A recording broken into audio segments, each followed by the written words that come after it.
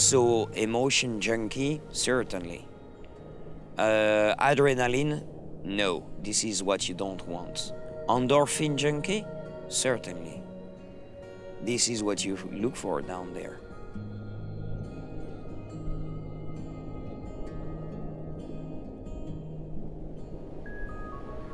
You look for this pleasure, you look for those emotions that don't come to the surface usually, and down there they come right under your skin.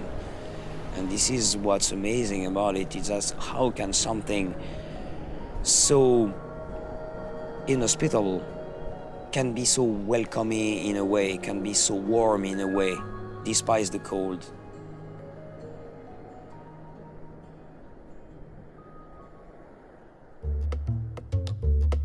My name is Frédéric Janon. I live in Crete with my companion Lisa and my daughter Maya. The garden we have, Lisa, Maya and I, is an excellent way to be more self-reliant. We believe that this is the future for our family, at least. So in the winter time, I've got other activities. I work with my hands. I've got a little workshop that I've been setting here where I create jewelry out of natural materials.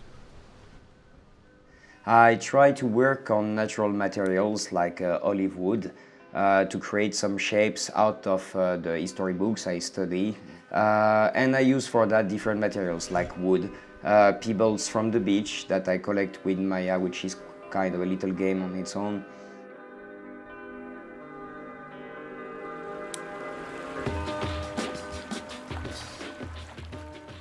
We love very much to come all of us here with Maya and Lisa because it offers those advantages that we can just have a little free dive nicely in deep water, but it's also very much enjoyable for Maya because we are here in very shallow water, very clear, a lot of fishes around, some shells also, which is always a delight for a little girl.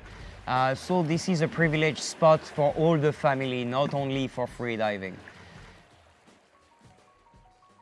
I come from, I guess, a normal background. Studies, degrees, diplomas, life in a big city, big corporation, a part of the machine. And I think at the point I was a good part of that machine.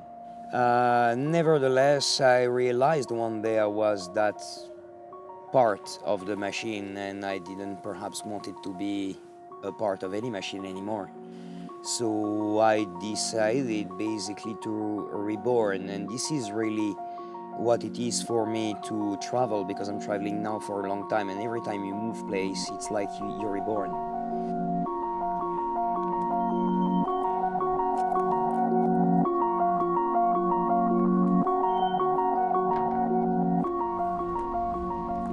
I've been studying extensively history at university, and being in Crete gave me the opportunity to study this history firsthand and for once out of the books.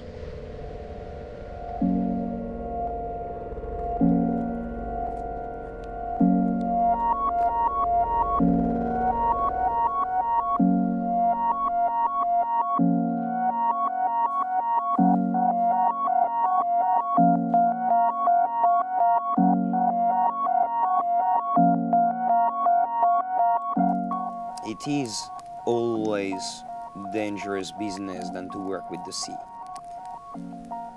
that it is above or beneath the surface.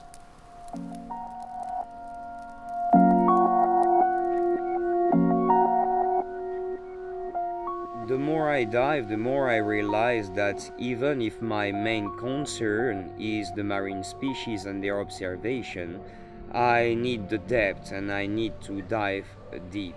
It is a kind of addiction. The dive itself is just a prolongation of the mind, and my mind at the surface is thinking also at a point to Maya, and preparing myself well is ensuring myself to come up for her.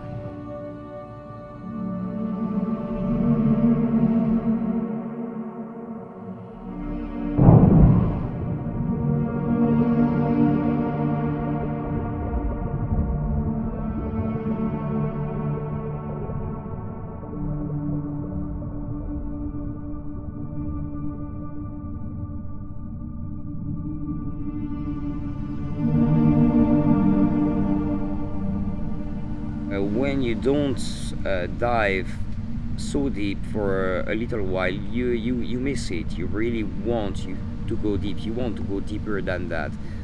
You surprise yourself scratching the sand on the bottom like if it was not enough.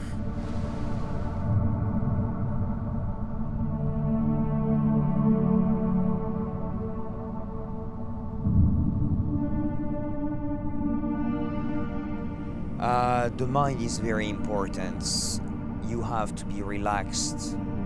You can't go underwater stressed because the stress under there is gonna cost you oxygen, time, and this is what you don't want.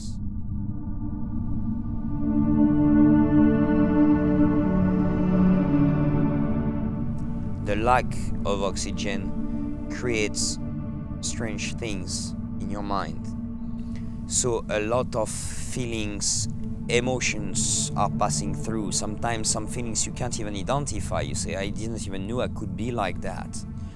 And in the dark, alone, in the cold, you feel a tenderness and you want to reach that bottom, you want to embrace it.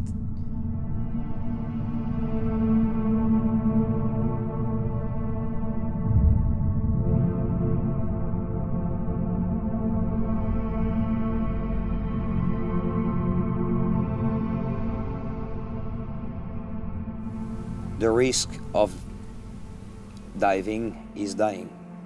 This is the final issue. This is what you don't want. This is what you have to be aware of every time you dive, no matter the depth. 5 meters deep, 10 meters deep, 30, 40 meters deep, you still focus the same way. I still focus the same way. I still take the same time. I want to prepare myself without to go down. I'm not going down on something that I think I can rely on. I have to get ready mentally. It's 50% psychological for me.